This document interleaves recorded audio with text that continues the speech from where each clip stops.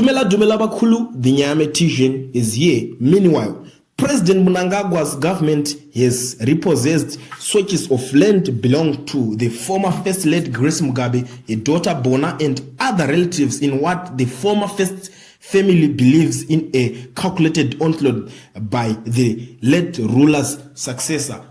Patotanga kutoranwa zvinu. Guys, don't you understand that the standardism mabepa na wanowanika kwese mnongozi mabepa iyo mabepa ekuti asi kutanika katengwa zvo mabepa nongobudisa zvese don't you vari kutaura panapa kuti patotanga kutotorerana ma properties panapa ma properties aMugabe a former first lady Grace Mugabe ndori kunzwa vatorwa zvinhu guys.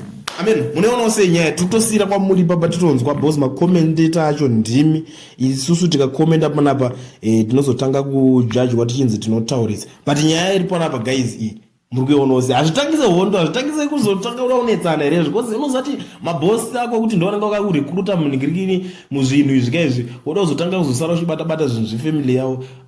Do you think kuti nyaya inotozotopera mushe chazvije zviri because even takada kutarisawo nyaya zviri kutaurwa ipapa pari kunzika iye aripo Idi Mnangagwa nguva yake yakunopera arunza kuti padhuze unoresign azvizokonzeresa kuti next president anoteera azotanga kumuteerawo vana vake here iyo kana asisi